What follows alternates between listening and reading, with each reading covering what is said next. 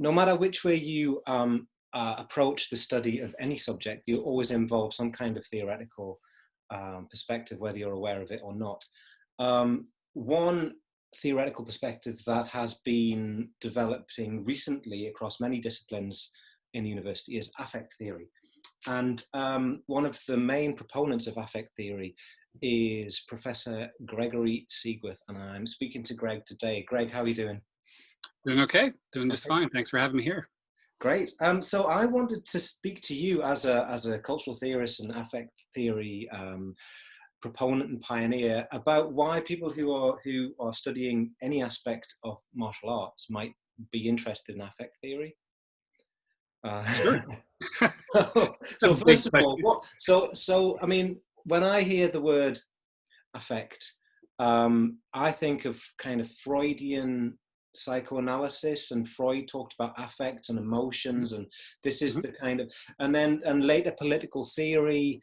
I read, the way in which our emotions kind of govern our decisions rather than necessarily kind of Mhm. logic. So, where do you enter the world of affect? What does an affect mean to you? Well, I entered the world of affect through music. I mean, that was my background prior to doing anything, thinking about an academic career was as a recording studio engineer. And I listened to all kinds of music. I was a big, as you were, I think, a punk kid, not quite as maybe my style, my personal style was not quite as mohawky as I think I've seen pictures of you back in the day.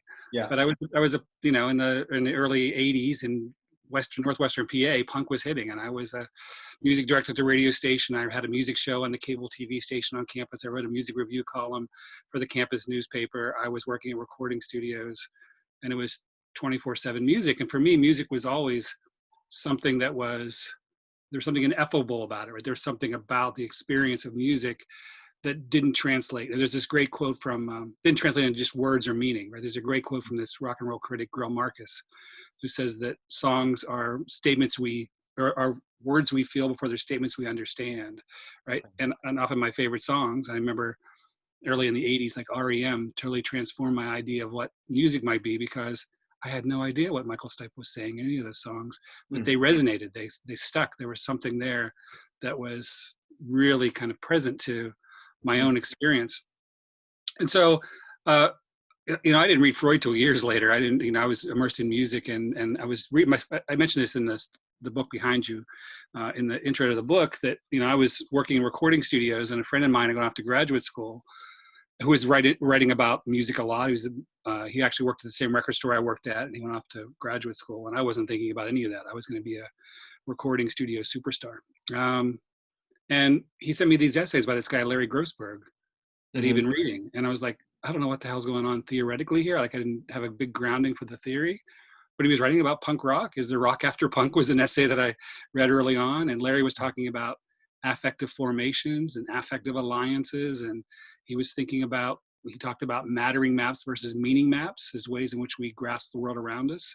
And so for me, this suddenly gave me a way to understand the kind of thing I was immersed in from a different angle, and to kind of try to draw some kind of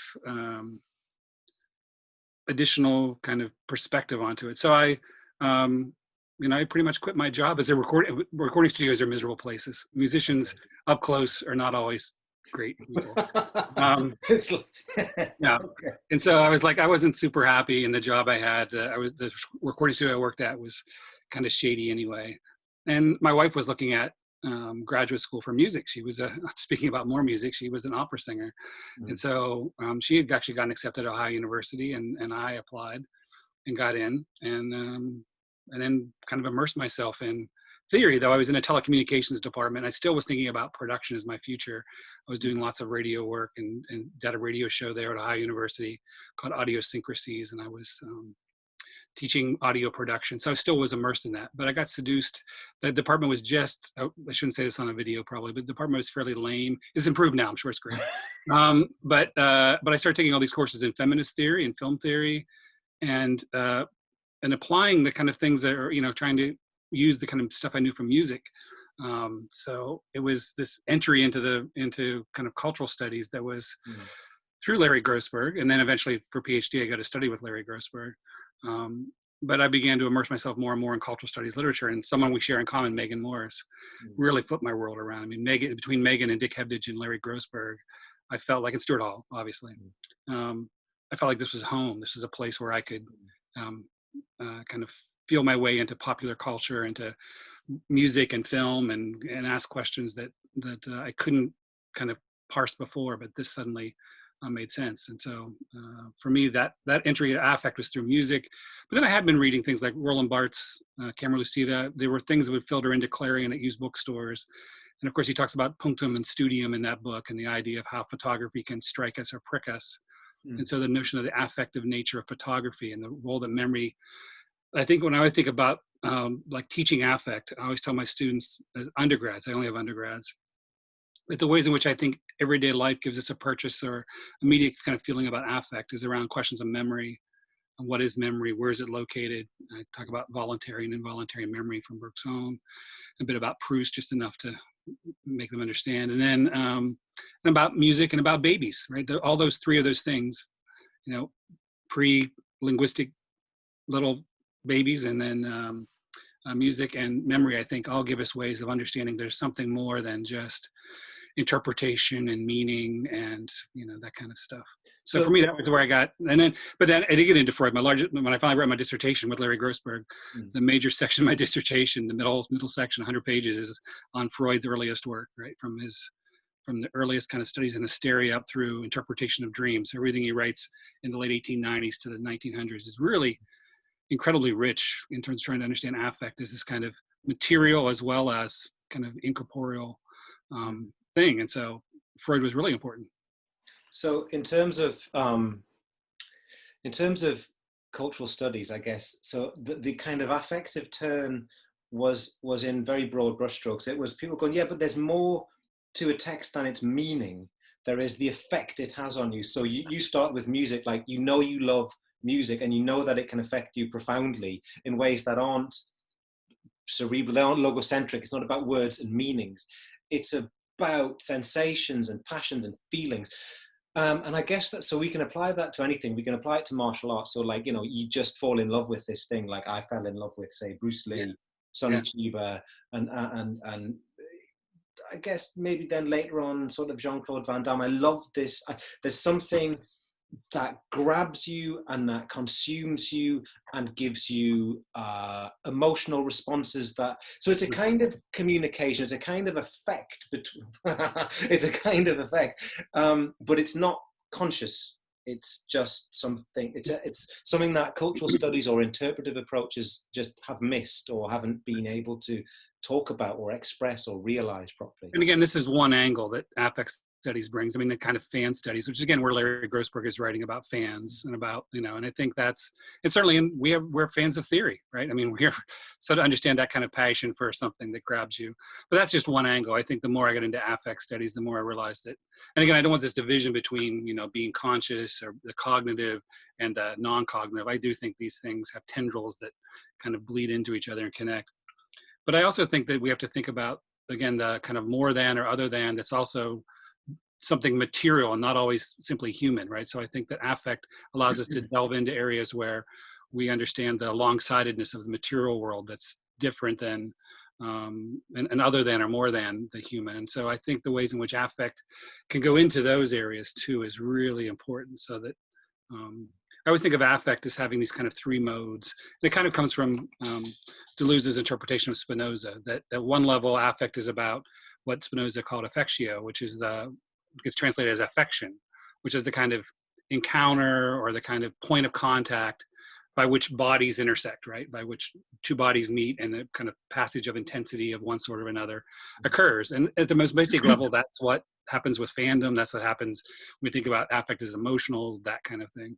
But there's a second term that Spinoza uses, affectus, A-F-F-E-C-T-U-S, which got to do much more with the kind of this kind of continual kind of process, this kind of flowing state that bodies are never just bodies. They're always carrying sedimentations, histories, embodied practices that aren't just, they're in a body's relationship to the world beyond or outside of around body.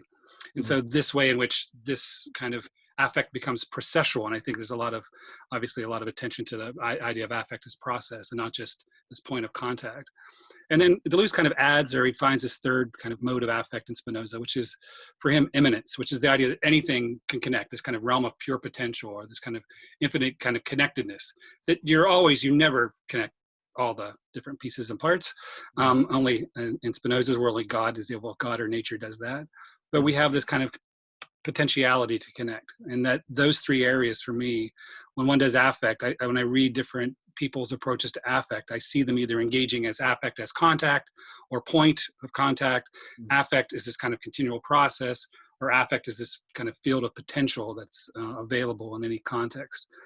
And so I've written a piece recently where I talk about different people engaging, like Sarah Ahmed's work, I think, is very much in that kind of first mode. She's really thinking about points of contact, and this kind of her even queer phenomenology work is this kind of body to body, and whether it's a table as a body or a human body, engaging in a kind of set of relations.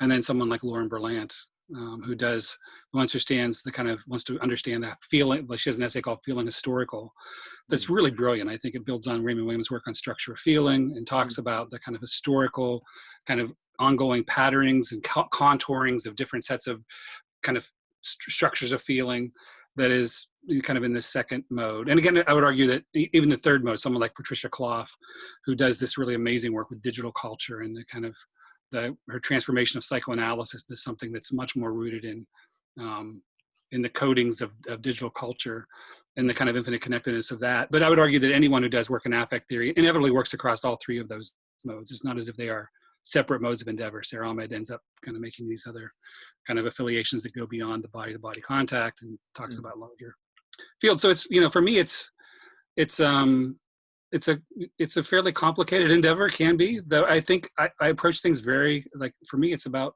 the ordinary affects of everyday life. Well, when you were talking and before you mentioned structures of feeling, I was remembering, I think probably the first essay of yours that I read was, it was an essay meant to be about Deleuze, like Deleuze and cultural studies or something like that. But actually it was easily 60% of it was about Raymond Williams and Raymond Williams' notion of the structure of feeling. I mean, for those who may be watching or listening who don't know what a structure of feeling is, could you give some examples? Because I think that's the idea of a structure of feeling is, it's like very metaphorical, when you first use it. Oh, it's a structure, which is always a metaphor anyway when we're using it, of feeling. Like, what is a structure of feeling, and where do you find one? What does it look like? Well, I think when Williams talks about it, he thinks a lot about generational kind of differences and ways in which different generations embody the relationship to their present moment. And I think he looks a lot across formations of literature or different kinds of film practices, or modes of everyday life that suddenly feel different. I remember a number of years ago, I always thought I was the same age as my students, like we shared the same structure of feeling. And the example I always give is in the US in the late 90s, Jackass, the TV show on MTV, and Tom Green Show, which were all about kind of public embarrassment and self-humiliation and ridicule. And I didn't find any of it. I didn't laugh at any of it. I found it really kind of upsetting, the kind of idea of exposing people to their own, exposing their to bodily harm, or exposing them to kind of public ridicule, as Tom Green did so well. And my students were all writing about it. And Williams has this thing about, sometimes jokes that work for previous generations don't work. Certain kinds of, sensibilities that you find across different, again, formations of literature or film practices, or even the ways in which we embody a set of, how we walk, or the kind of, the kind of discourse we have, or those all embody for him different structures of feeling. And he talks about them as having, different modes, like some are emergent, some are coming up, some are like a new generation is emerging, and there's new ideas and new sensibilities that they have that upset their parents. And does a structure of feeling, or is it always maybe bounded by a or like, if we translate it into the kind of like Pierre Bourdieu's sense of a habitus, like, so like I have one, and as I get older, then I can maybe still identify with and feel the same way with a certain kind of cross-section of society. Or is it something that you can possibly, that can change within the self as well. So for instance, if I have to refer to martial arts because, well, I want to anyway. So for instance, in my own biography, the thing that got me into martial arts most, I think, was the big flashy kicks and punches, the really spectacular stuff, but also tinged with mysticism, the belief that there was something that could profoundly happen within your body that would give you some kind of superpowers. And then as I've gone older, that's all changed. So now I just look at that stuff and it does nothing to me. Uh-huh. Like I can, apart from Bruce Lee, anyway, but I can barely remember wanting that stuff. And now it's I have a completely different relationship with it. And it's almost like looking at people who are still into that stuff that I thought I was into when I was younger. I feel I have very complicated emotions to them. Is it? So when we say structure of feeling, is there one inside me, and is there I think another it's one? I mean, I think there's certainly in affect studies, you'll find people writing stuff that's quasi-autobiographical about their own kind of, the changes in sensibilities or moods or being struck. We just have an essay we're working on in the journal Capacious, the online journal I edit on cultural studies, about someone who has panic and anxiety disorders and goes through their kind of how they learn to kind of deal with this new sense of being embodied and how they learn to embrace certain kind of new practices as a way to pull themselves out of this. And so I think there's something, obviously one of the kind of ready ways to understand affect is something that's, again, personal or autobiographical. But I also think for Williams, structures of feeling are impersonal, right? They are located out in the world. Doesn't mean they can't fold in or become part of the self, but I think there's also that kind of relationship that has to be, this kind of alongsidedness, or the kind of, for me, I mean, affect studies for me is always about taking hold of this event or this encounter without giving up on all the things, all the producibilities that made this encounter possible. And so you have to take account of, right, alongside of this very thing you want to grasp, all the things that fed into it and all the things that follow after it, right? So, I was thinking about, I'm writing this piece, the intro to the next issue of Culture, of Capacious, and trying to understand in a really short and small way the George Floyd movement in the U.S. Yeah. And so this kind of encounter, which produced a whole, and conjures up a whole history of Confederate flags and statues, this kind of, all these things that kind of led up to, and there's all much more than that. But then also a kind of future orientation towards rethinking what the role of the police is, or the defunding or decentering of police as a practice. And so there's this whole bundle of things that this encounter produces that's at once a kind of remembering backwards, but then as someone like Lisa Blackman says, we also can remember forwards, right? Drawing on Lewis Carroll and how we can use these memories to produce potential changes. And for me, that's one of the exciting things about affect, is the attempt to grasp the potential, right? Okay. Not just the actual, but the potential or the virtual that's present in any encounter or any moment. And that's what, I think that's one of the things that it does. It makes it often speculative. It makes it often kind of, the writing is a little more, for some people, can be for some folks, not as grounded in Williams was always critiqued for structure of feeling. And, I grabbed quickly Politics and Letters. There's a couple of moments in this book where Williams is critiqued by, his interlocutors about how structures of feeling seems very kind of intangible, and how does he justify what he's trying to do with this. And so, that it affects I think it does affect the writing practice. So if in terms of, let's imagine a few different sorts of scholar who are interested in affect theory, and we'll have a historian who's working with archives and archival documents, maybe literary documents, and there is something, whether that's about martial arts or anything else. And we'll have maybe a popular culture person who knows about semiotics, and they want to analyze films and the way that that martial arts exists in popular culture. And then maybe we've got someone who is maybe either an anthropologist or wants to do an ethnographic kind of study of a context or a practice. How might affect theory, how might they be able to use it to kind of rejig or see things or engage with things that otherwise they might not have been able to?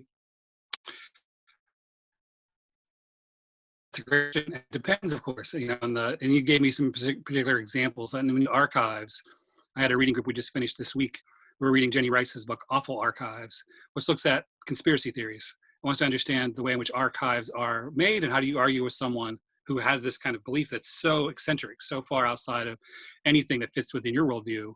How do you argue? And she does this interesting reading where it's much more about, and it's very affective in terms of using the kind of feelings or the kind of embodiment that someone has in their viscera of believing in this thing. What does it mean to believe in this particular point of view? And it's very much about, she ends up kind of turning to this aesthetic kind of mode of judgment. And it's not really judgment at all. It's really trying to understand the ways in which archives construct a kind of sensibility that ultimately she, at the end of the book, without, I guess I'll give away the end, she finds you really can't argue with someone with the conspiracy theory. She actually thinks the ideas of kind of going after the material substrate that allows them to foment. So she closes with Sandy Hook, people that believe that there were, actors in Sandy Hook and the children were not actually dead. And this one guy who goes after them all the time and tries to correct them. And at the end, she says he decides he can't. Everything he says just gets turned back against him. It just becomes one more element in the conspiracy theory. It folds back in. He learns to kind of deplatform them. He has his son's image copyrighted and has YouTube and other places take it down every time it appears. And just kind of, and it works. It kind of stops their voices from circulating. But she does try to understand the ways in which archives become these sites of more than or extra than. And in some ways it parallels. In her writing itself, she tries to engage in this kind of process of construction that in some ways duplicates or at least echoes what she sees happening in these archives. And I've strayed far from your question, but I had another example. I guess for me, it's always about this affective turn, which is a term I never use. In fact, in the affect theory reader, we say it's not a turn. There's not a turn here. It's been going on for a long time. If you go back again, and we're talking about Freud, and we're talking about, Spinoza is central here, of course. And it's not a turn, though. Certainly, it's a kind of a kind of new coalition of people working across different disciplines.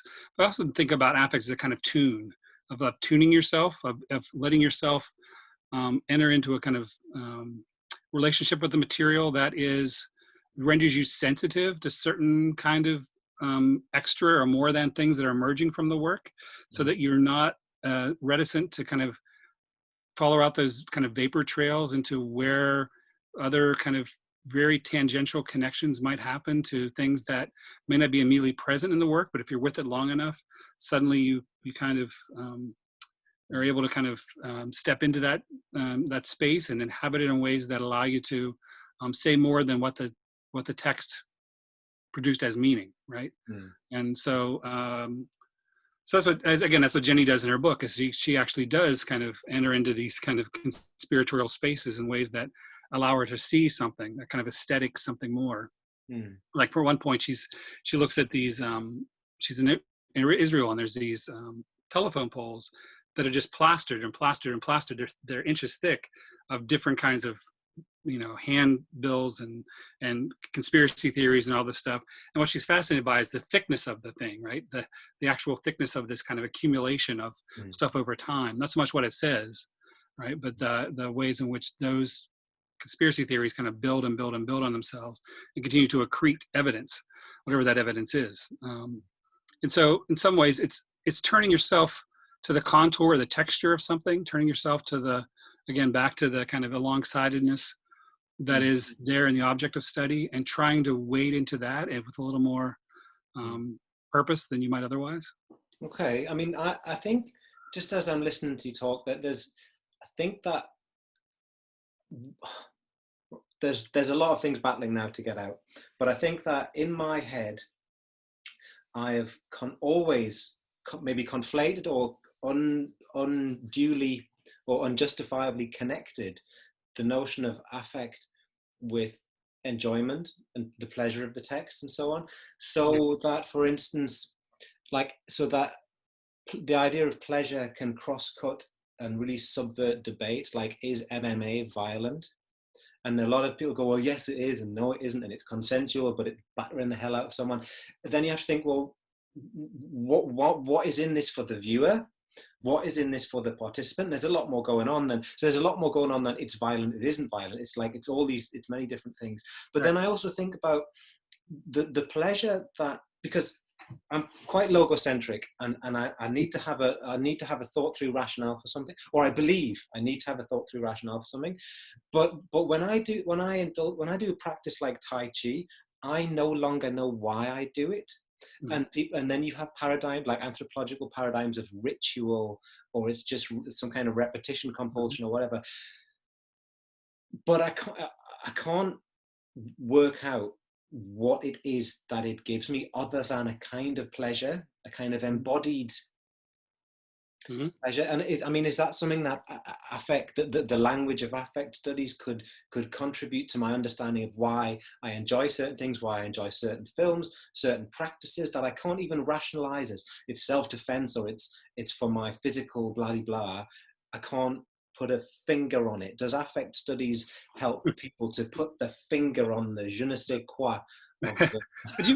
But surely you've been immersed in it long enough. There's something that you could at least begin to latch onto. You've been, I mean, is there something Eastern about it? Is there something about the nature? I mean, I could talk about it forever, and I could think about rituals and habits and Yeah. hygiene and discipline and health and bodily structure and feeling, and also ideology but I'm just wondering if, like, if affect studies might give me a paradigm or a lens through which to focus this. That's something I could add to my list of reasons why I continue to do Tai Chi forms, and I have no idea.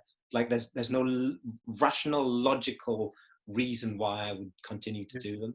But you're trying to put it into rational. You said you're logocentric, so I think you're already Wow. kind of, So I don't know how to help you, Paul. I don't know how to help you, other than I got a feeling you kind of know that there's a mixture of things that work there in some way. It's a kind of knowing that's not about the kind of, again, cognitive knowing. But I don't know. Sometimes logic escapes, and that's fine. You don't have to have. I don't. I'm quite happy to watch movies and go, that was fun. I enjoyed that, or that disturbed me. And if I need to figure out what it is, then I think generally I can figure out 26 factors that bleed in and interpenetrate each other. But I think it's fine to live with ambiguity, to live with. Yeah. And I mean, you could, to live within the sense of a structure of feeling that, like, so for instance, you were talking about George Floyd and and memory and the status of of Confederate flags and statues, and we have something similar going on in Britain at the moment. It's to a different degree and differently orientated. But what was it? Where was I going with that? Structure of feeling. Oh yeah. So in the sense that there's some things that you can get into, and then you can think about why you can't get into something else. It's like, there's been a lot of really offensive stuff, like, it's not white lives matter, all lives matter, and you're like, oh man, and it's you're so missing the point. But then there have been some of these memes that have kind of made me laugh, and like, kind of like, just ridiculous things, nonsense things matter, right? And it, like, there's this part of me deep down inside me, there's a kind of a chuckle, like, that's actually quite witty or something. But I have literally no desire to join in with that joke. So, and it's like, it's a structure of feeling where I feel like if I actually put the effort in to join in with that in any way, that I would be doing something very wrong. But some things you really passionately want to get involved in, don't you? I mean, that's where the notion of a structure of feeling comes in handy. Okay. So yeah, so maybe there's a structure of feeling. Is it a structure of fantasy, or is it a structure of practice? Or... I think it's I mean, I always think of affect studies as being both more aesthetic and more pedagogic than a lot of theories. That a lot of what affect studies is about is kind of training yourself in this kind of sensorium, right? This is kind of very Lauren Berlantish, but the way in which as you kind of enter into these fields of relationships or practices, the ways in which you feel your own embodiment of them becoming captured by both pleasures and predicaments. I think I've written a bit about the idea that the affective connection is always at once a kind of pleasure and sometimes a predicament, and that we have to understand the ways in which we have to parse that. It's really, I think most kind of affective encounters are a mix, right? There's never a pure pleasure or a pure kind of predicament. There's always this kind of ratio of one to the other, and a matter of knowing in enacting these in your own writing practice or your own kind of conceptualizations, what are you reproducing, or what are you, what are you opening up as possibility? And so, the journal I edit, Capacious, is this idea of allowing particularly junior scholars a first opportunity to share their work with the world. Mm. Because a lot of times I've had people email me and say, even people reviewing for the journal going, my first piece I sent out, they shut me down. Like, they just told me this was shit. Don't never write again. What do you think you're doing? I can't imagine someone writing that, but I guess it happens. And we wanted to create this space where people could enter into scholarship and venture into the kind of predicaments and pleasures that affect studies allows you to do, and not have someone sit in that kind of seat of judgment of know-it-all and kind of tell you. And so our reviewer guidelines really much talk about, how we want to build this kind of relationship. We urge you to sign your reviews. We urge you to, if the person wants to contact you at some point along the way, as they do revisions, if there are revisions, that's a possibility. We'll filter them through the journal as well. And I think there's a way in which we enact the kind of world we want to be in, right? The kind of the space we want to be created. And the journal for me was a chance to say, here's what a journal that is about, not just about affect, but about doing affect as a kind of pedagogical and training, kind of entering into the spaces of your own kind of disciplinary practices, and allow you to at least be free enough to explore and to make mistakes, perhaps, but not have someone shut you down because you didn't read all of the works of so and so before you dared say this thing. And so it's been really rewarding in terms of converting what I think is important about affect in the academy is more about, for me anyway, offering opportunity for to explore areas or issues that are, for younger people especially, and for junior scholars, that are a little less prone to the kind of disciplinization that happens. And the great thing about affect is it does kind of cross over, right? So when we get pieces, they may not fit any particular area of study, and I'll find reviewers who maybe don't even speak to they know this area of work that you're doing, or know the kind of thing you're writing about, but an attempt to kind of engage in a conversation that doesn't necessarily fall into tried and true kind of lines of. No, I like that. I mean, we try and do that with. I mean, the one thing I really hate about academic publishing is when someone said, "Oh, do you want to write an article?" Blah blah blah, and you go, "Okay, yeah, I'll do that," and then you meet this faceless, horrible portal. And you have to engage with a portal, not a human in any way. And it's just like, this is ugly and it's inhuman and it's machinic and I don't like it. Yeah. And so a bit with the journal, we try to have an interactive one-to-one, like a conversation with a person, as opposed to like a system. Your article is at this stage of the process. But certainly you have conferences too, don't you, around affect. And we have them around martial arts studies. And when we began, it was very much all just a jumble of people. And after a few years and a few conferences, people start to speak the same kind of language and speak the same kind of terms. But we still try not to build walls between the inside and the outside of the field. Because with martial arts, there's a lot of non-professional, non-academic people who want to come. And we've always got to kind of navigate that thing about standards and what is the apparatus that how does something become legitimate scholarship and so on. It's much easier with a conference because it's more like people hanging out and chatting, but it's harder with the journal. So you're saying that with the journal, you just remain open. We do to creative forms of writing and creative forms of publication. And I respond to everything. I mean, I spend a lot of time responding to essays that may not ever go on to reviewers, but I give feedback. Everybody submits something, gets feedback of some sort, and I try to make it generative. I try not to say, what the hell, this isn't anywhere close to what you should be doing.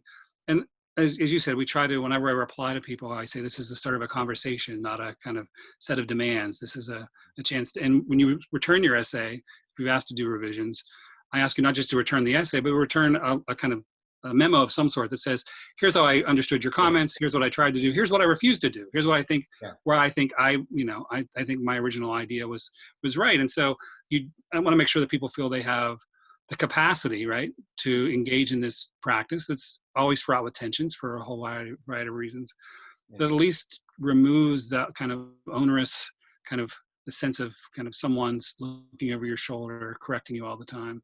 And Yeah. something that gently kind of, but perhaps moves you to think about this in a different light, or pushes you. That we had one essay that went through, I think, 4 sets of revisions. And Derek McCormick there at Oxford was the reviewer, and he was amazing, and the author's kind of ability to kind of take in and to push back on some things, but to produce an essay that was really outstanding in the end. Yeah. But it was this kind of, it was, again, there's the 2 bodies encounter each other. There's a kind of set of passage of intensities that produce this kind of line of variation that Yeah. draw out new connections. I mean, there really was doing in the writing itself and in the eventual publication, the very thing that I think affect does in the everyday. I think that maybe then you're occupying a much more ethically supportable position than, because what we do with the journal Martial Arts Studies is we're kind of open to all comers, but what we stipulate is that you have to have engaged with what we have said before, because it's a conversation that takes place in these pages of this journal. And if you send something in that refers to nothing except maybe like the Tao Te Ching and Sun Tzu and the Art of War, and it's like, that's fine, but have you checked to see if anyone's written about this before? Like, this probably isn't your new idea that you thought of last night after training. So we kind of go, no, you have to at least show an awareness of this journal. What we've only been going for 5 years. It's not a big ask. It's not like a really long and broad field, but even then, so we kind of do go more down a disciplinary line. But you have a more kind of delimited kind of object, right? I mean, martial arts, I mean, affect is, we get stuff, people writing about architecture, people writing about pedagogy, people writing about anorexia nervosa, people writing about, glitch culture and, everything else. So it's it's fun. It's fun to read all these different things, but yeah. And you reviewed for us one time, didn't you? I think I did review something back a while ago. Yeah, and you refused to do it anonymously. You actually wrote, I don't. No, I always, even when I do book reviews, anything, I never review anonymously. I think you put it somewhere in the middle of the review just so that we... Right, exactly. I usually make sure that I drop hints that, if my work. As I have written in my book, yeah. It's not me asserting like you need to read me, but it's just like I want to make sure that I... Yeah. And again, I've had the greatest relationships. Joe DeVille and I reviewed a piece of his for Economics and Society on debt. And I signed my review, and Joe DeVille worked together with me to edit a giant issue of Cultural Studies, a kind of almost triple issue on debt. I only met him because I signed the review and he contacted me. And I think as a junior scholar, I was happy to help him, and he's genius. I didn't have to help him much at all, but to produce this work. And I think the more we form these alliances, right, back to Grossberg, and affective alliances within the academy, because we all need each other, particularly now. No, I think you're right. And I think it's a good model. I mean, I do respect blind peer review, but I think that I was reviewing something the other day, and I knew the author, like, even though it was blind, I still knew who this work was by. And in the reviewer form, it said, let us know whether we can reveal your identity. And I was thinking, sure, I'm going to say some negative things. I know I'm going to say some negative things. And I decided, yeah, you can reveal my identity, because it made me have to engage in a much more hospitable and generous and polite, nice manner than I could have done if I've gone, this is wrong, and you should have done it like this, and he hasn't read enough of my work, and I think it's important, and I think I can't think of anyone. Maybe I'm purposely forgetting, but again, our reviews is not like you get your review back and you go, oh, it's all good, thank you. And people have to go revisions 3 or 4 times, but I think the way in which they're framed, and the fact that there's a person here that you're getting feedback from, and often we try to pull on people who are names in the field, right? Mhm. do affect studies, you know who McCormick is, Banning is, who's reviewed for us. You know who Katie Stewart is, or someone. And so there's this idea that you're being read by someone who's trying to really help you. And so no one's been like angry or said, no, you can register your disagreements. No one's run off in a huff, because I think when you kind of put yourself out there as a reviewer, it doesn't necessarily curb. I hope it doesn't make people be reticent to offer critique, but it means you just phrase it and frame it in a way that's much more about being generative than just shutting down avenue of thought. And again, for me, affect studies is about that. That's kind of generativity, that kind of drawing on the potentiality of what might be present, but submerged, or a direction that might be worthy of not pursuing or pursuing. Yeah, sorry, I was gesticulating wildly, saying no, this meeting's being recorded, but my wife just brought me in a cup of tea. Wow. Afternoon tea. But we've been talking for a long time. We could talk all day, as we have in the past when we've met face to face. Yeah, not often enough. But for now, I'm gonna say thank you, Greg, and I'm gonna stop the recording. Say thank you so much for taking the time. Thank you.